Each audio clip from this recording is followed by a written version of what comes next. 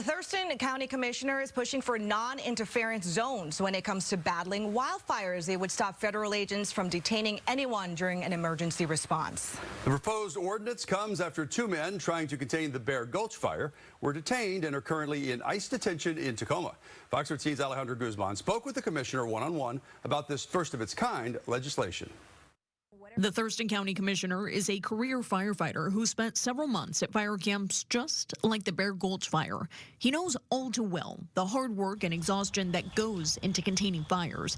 He's seen the danger, but what he's never seen is what happened at the Bear Gulch Fire. This is a completely new thing. I've never heard of, federal agents going in and taking enforcement actions. Last Wednesday, federal agents halted a contracted crew of nearly 4 dozen firefighters battling the wildfire, detaining 2 men. Department of Homeland Security officials telling Fox 13 the men are not firefighters, but were cutting logs into firewood, and fire response went uninterrupted. While it remains unclear why Customs and Border Patrol was on site, Commissioner Fournier is hearing this may have all spiraled due to time card issues. Firefighters are people that are out working on the fire scene, and at wildland fires, sometimes that's somebody that is making food for the firefighters. It's somebody that is working on the fire engines, running heavy machinery. They're all part of the fire operation. You do not go inside that emergency and interfere with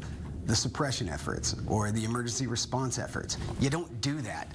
And you don't do that for trivial issues. Time card issues happen all the time, if that in fact is the issue. In response, Commissioner Fournier has drafted an ordinance that would create what he calls non-interference zones, giving the county authority over active emergencies allowed under RCW 3852. You should not be going on emergency scenes, detaining emergency workers, and asking for their papers. There's a time and a place for everything, and when you're putting out a fire, when you're protecting lives and property, that's not the time or the place. The ordinance, now under legal review, would require outside agencies, including the federal government, to check in, identify themselves, and provide any warrants with the incident commander before conducting any action or enforcement inside the emergency area. Looking closely at the Bear Gulch Fire, it was 13% contained, according to Watch Duty, a day before the crew's work was halted. Those efforts are now at 10%. How do you think that this incident is going to impact Washington in general? Do you believe or fear that because of this incident, the detainment of these 2 individuals, folks are going to stop coming to the state to help battle wildfires or any other natural disaster? Wouldn't you be scared? Wouldn't you be worried?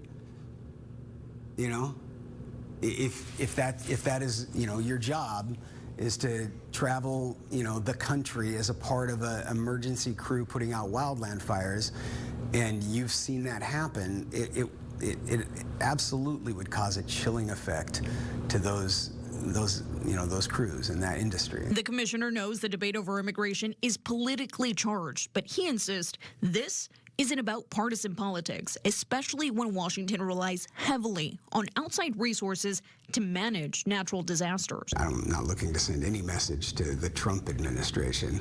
I'm just trying to send a message to our community and any of the emergency responders that come here to work, that they can work unimpeded.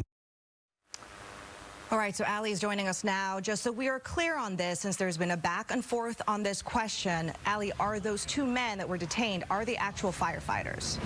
Well, here's the thing. I mean, besides the back and forth, Fournier actually discussed several pictures that have showed these men not only dressed in fire gear, wearing helmets and carrying tools. He says that from his own conversations that he's had with undisclosed sources, these men are essentially firefighters. He says these fire camps, as you heard, tend to be like little cities where everyone relies on each other, just trying to not only put food on the table while they're combating this and trying to contain the wildfire.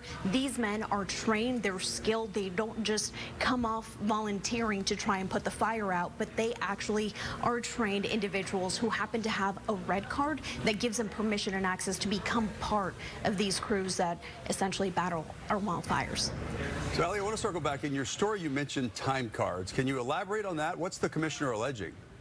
Well, he says that there's a lot of fire camp rumors, and as we've heard, he himself is a firefighter, so he says this is some sort of overreach. He can't necessarily narrow it down to federal overreach because there are a lot of agencies involved from federal, state, and local aspects in this, but he says reports are filed every single day that monitor where these crews are at every minute, and he says both of these crews essentially on those last 2 days, specifically the last one, they were actively working on the fire, but he says that there was a plan that actually sent them down a dead-end road where they were supposed to meet their supervisor. Instead, they were met with federal agents. So when I asked if he believes that they were set up, he feels like he essentially is being lied to and is pushing for answers. But of course, this legislation could be up for a vote within the next 2 weeks. Back to you.